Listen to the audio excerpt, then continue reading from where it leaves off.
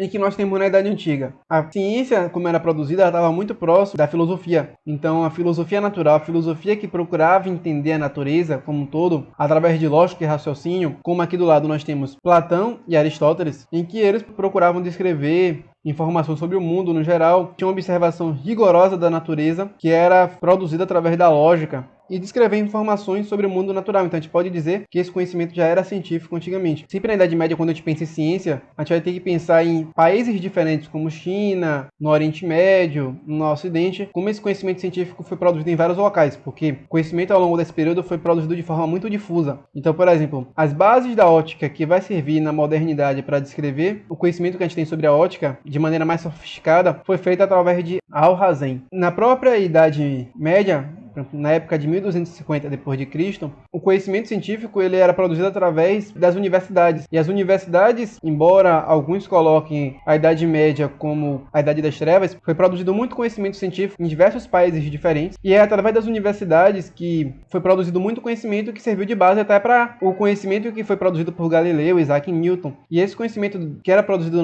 na universidade era principalmente pensado através do trivium. O trivium seria a dialética, gramática e retórica. Então seria eu saber expressar aquilo, eu saber bastante de gramática para escrever isso bem e pensar também na dialética, seria a forma de utilizar isso de maneira lógica, estudar isso de maneira a comunicar e discutir esses resultados. Então muito conhecimento foi produzido nas universidades nesse período. Através da filosofia natural, principalmente São Tomás de Aquino, ele fez uma interpretação para o Ocidente daquele conhecimento que era produzido por Aristóteles. Então ele ligou de certa forma o cristianismo às ideias gregas e através disso, embora às vezes também utilizasse muita religião, ele conseguiu trazer o conhecimento produzido por Platão e Aristóteles na Idade Média de maneira a ser utilizado nas universidades e a ser utilizado por diversas pessoas diferentes. Tanto que, embora eu coloque São Tomás de Aquino aqui e ele possa ser criticado de alguma forma pelas pessoas que veem a ciência como algo mais positivista, puritanista, a gente pode pensar que até o próprio Isaac Newton, quando ele estava tentando descrever as fórmulas matemáticas dele, ele tentava produzir isso através da Bíblia, ele tentava relacionar isso com a Bíblia, ele tentava descobrir porque ele acreditava também que Deus existia, então ele tentava relacionar isso com a descrição do mundo, da forma como Deus criou de alguma forma. Então muitos dos pesquisadores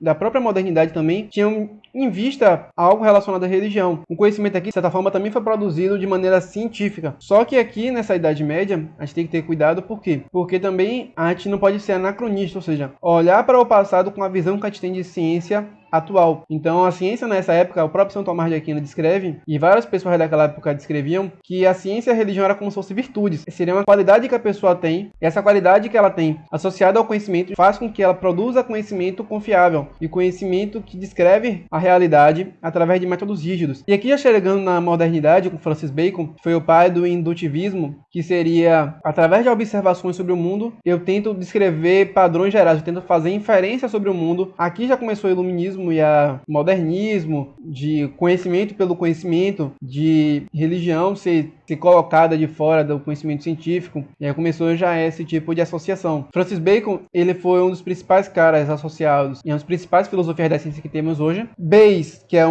não me engano, era um pastor, um padre, ele escreveu uma fórmula, pegando a ideia de Bacon, só que ele utilizava uma coisa chamada probabilidade indutiva. Então, através do indutivismo de Bacon, eu teria hipóteses sobre o mundo, observaria o mundo de determinada forma, a partir disso eu geraria uma probabilidade, tem uma probabilidade de minha hipótese ser verdadeira ou não, para aquele conjunto de dados. Então, Bayes, ele pegou essa ideia de Bacon para aplicar no que a gente chama de teorema de Bayes, que é muito utilizado hoje também cientificamente, embora tenha começado a ser utilizado mais agora. Então foi nessa ideia de também conhecer a Deus, de conhecer o mundo como um todo, e que também hoje é uma das 3 tipos de inferência que derivou da indutivismo, que seria o Bayesianismo. A gente tem Kant, que é um cara que vai influenciar muito o pensamento de Popper nesse processo de conhecimento científico. Para ele, conhecimento de alguma forma, ele deveria ser gerado sem associação com a religião, e que o conhecimento científico é a única forma de nós conhecermos o mundo de maneira confiável, e que também dá bases principalmente para o conhecimento científico como é produzido hoje. Então, Karl Popper, que foi influenciado também por Kant, deu origem à ideia do falsificacionismo, que aí você tem um artigo dele de 1948, em que fala um pouquinho sobre isso, sobre conhecimento científico seria um conhecimento que é passível de falsificar, logo, conhecimento religioso não é passível de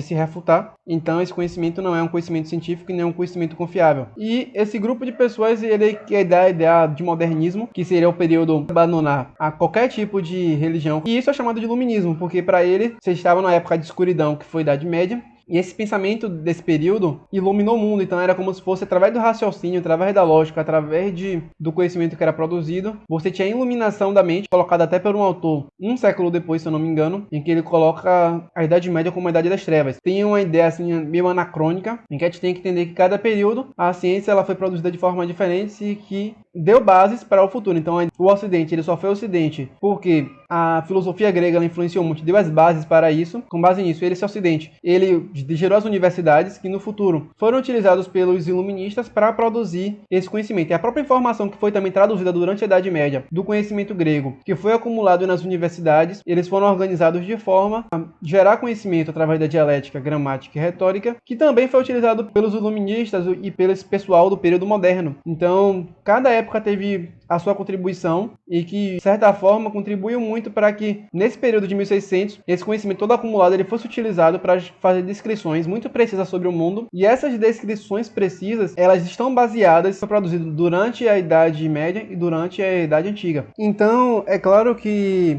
eu não estou dizendo que a religião católica, o catolicismo na Idade Média, também não coibiu os cientistas através de preconceitos que eles tinham sobre cientistas que produziam conhecimento e não pensavam em Deus, que alguns cientistas foram até mortos durante a Idade Média. Eu não estou dizendo que não houve isso, mas estou tentando dizer que também foi bastante conhecimento que serviu de base também para a Idade Média. A gente pode considerar também esse período também como a Idade da Luz. E esse modernismo, o próprio Francis Bacon e outros cientistas se voltaram para o conhecimento científico ser através de experimentação científica. Então, o outro tipo de filosofia da ciência temos é o Thomas Kuhn, que é o mais recente, que ele define o que é ciência de determinada forma e ele faz muitas críticas a Karl Popper na forma como Karl Popper via a ciência desse período. Houveram muitas críticas à forma como Karl Popper define a ciência, a forma como era produzido ciência, segundo esse falsificacionismo. Então essas críticas, mais recentemente, que estavam sendo muito feitas e que as pessoas continuavam utilizando o jeito de Popper para produzir conhecimento científico, foi também refutado. E como as críticas a Popper, elas podem ser respondidas e o conhecimento como Popper sugeriu que fosse produzido é um conhecimento que é confiável e que ainda pode ser feito dessa forma, que foi essa autora chamada Deborah Mayo. É claro que nessa história aqui, poderia citar muitos cientistas famosos como Newton, Galileu, Darwin, que é muito bem visto e muito